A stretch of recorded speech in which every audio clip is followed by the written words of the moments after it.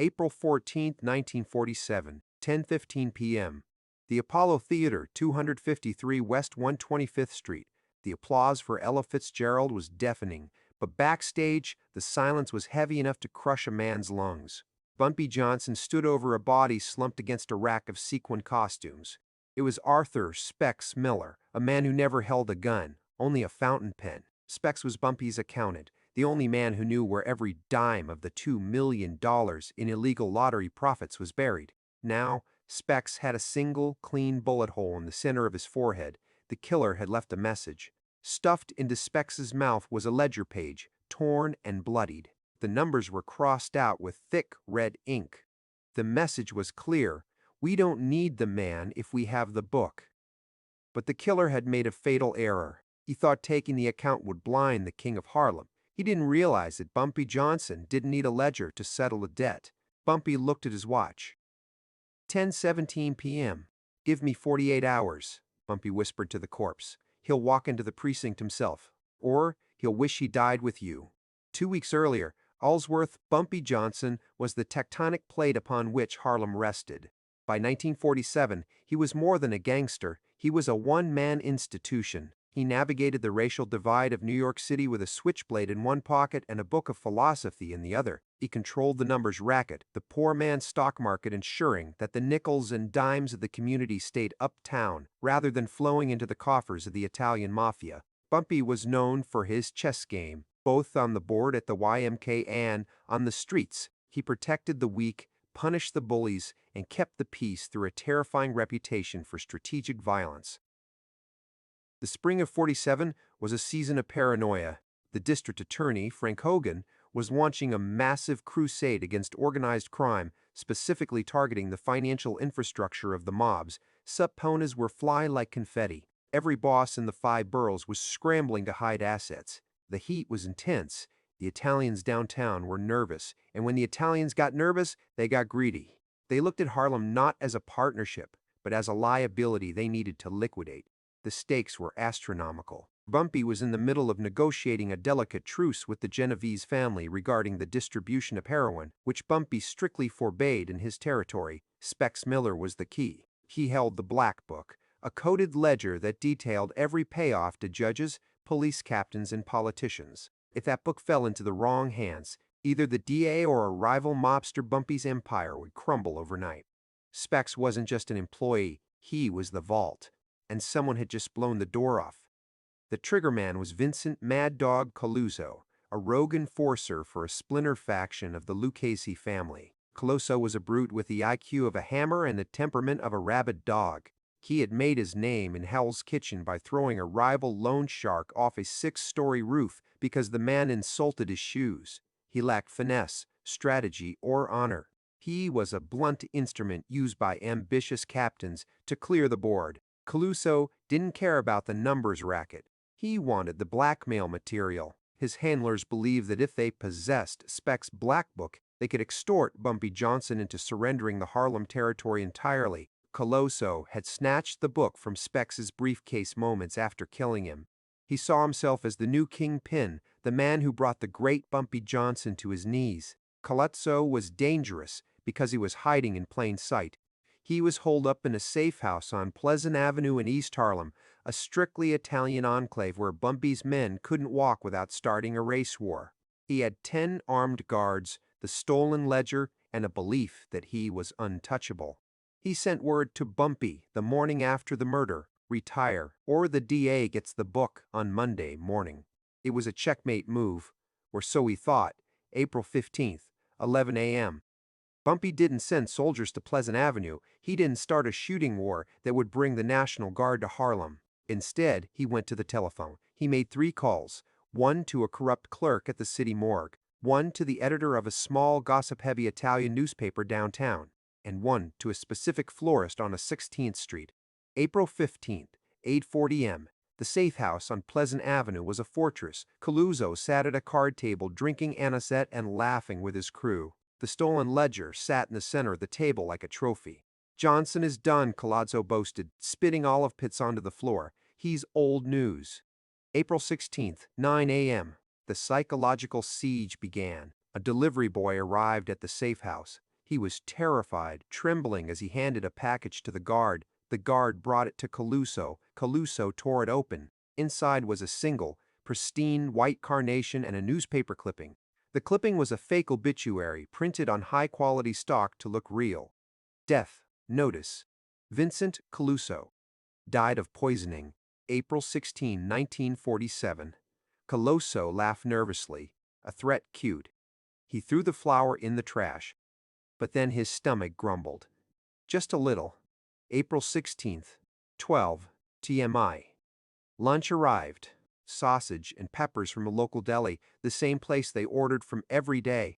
Colluzzo took a bite. It tasted off. Metallic. He spit it out. "Who touched this?" he screamed at his men. "Nobody, boss. It came straight from Sal's." Colluzzo threw the plate against the wall. He was sweating now. The obituary date was today, April 16th, 4:00 p.m. The phone rang. Colluzzo picked it up. "Hello?" No voice, just the sound of a clock ticking. Talk, talk, talk. Then, a recording of Colluzzo's own voice from a wiretap Bumpy had purchased weeks ago. "I feel sick. My stomach." The line went dead. Colluzzo clutched his abdomen. Was he imagining the cramp? He drank a glass of water. The water tasted bitter. He smashed the glass. "They got to the pipes," he yelled. "Don't drink the water." His men looked at him with concern. The boss was losing it. April 16th, 7 p.m. The sun was setting. Colluzzo was dehydrated, hungry, and terrified. He hadn't eaten or drunk anything in 10 hours. Every shadow in the room looked like an assassin. Then, the final blow. A noise from the street. Not sirens, not gunshots. Music, a funeral dirge. A small marching band was playing "Nearer, My God, to Thee" right outside the safe house on Pleasant Avenue. Colluzzo ran to the window. Down on the street, a hearse was parked. A black hearse with a wreath in the shape of a V. The driver looked up. It was Bumpy Johnson. He simply tipped his fedora and pointed at his wristwatch. What Colluzzo didn't know was that Bumpy had never poisoned the food, he hadn't touched the water, he hadn't bribed the deli owner. The reality Bumpy knew Colluzzo was a hypochondriac. Specs Miller mentioned it once that Colluzzo wiped down his telephone with alcohol and refused to shake hands during flu season. Bumpy weaponized this paranoia. The counter-preparation, the poison taste. Bumpy had paid the delivery boy to dust the outside of the wax paper wrapping with a harmless, bitter powder made from ground dandelion roots. It wasn't on the food, just near it. The metallic taste in the water, pure imagination fueled by suggestion. But the masterstroke was the black book itself. The execution. Colluzzo looked down at the stolen ledger on the table. He needed leverage. He opened it, desperate to find a name to call for help. He flipped past the first few pages. He froze. The pages weren't filled with payoffs. They weren't filled with judges' names. Every single page was blank, except the last one. On the last page, in Specs Miller's handwriting, was a note. Property of the U.S. District Attorney. If found, return to 155 Leonard Street for reward. Bumpy had switched the books. Specs Miller, loyal to the end, carried a decoy book every day. The real ledger was safe in a deposit box at the Harlem YMCA. Colluzzo had killed a man for a stack of blank paper. Colluzzo realized his position. He had murdered a beloved Harlem figure. He had no leverage. He had no food or water he could trust. And Bumpy Johnson was parked outside with a hearse, waiting for him to die of fright. The breaking point. Colluzzo looked at his men. They were looking at him like he was a liability. If they found out the book was fake, they would kill him themselves to appease Bumpy. Colluzzo grabbed his coat. "Where you going, boss?" a guard asked. "I'm going to the only place safe," Colluzzo whimpered. April 16th, 9:15 p.m. The desk sergeant at the 28th Precinct looked up from his coffee. A man burst through the doors, disheveled, sweating profusely, eyes darting around wildly. It was Vincent Colluzzo. "Arrest me!" Colluzzo screamed, slamming his hands on the desk. "I did it! I killed the accountant. Lock me up. Put me in a cell alone." The sergeant blinked. "Excuse me. The food is poisoned. The water is poisoned. He's got a hearse outside. Put me in a cell where he can't get to me?" Colluzzo practically dove into the holding cell, weeping with relief as the iron bars clanged shut.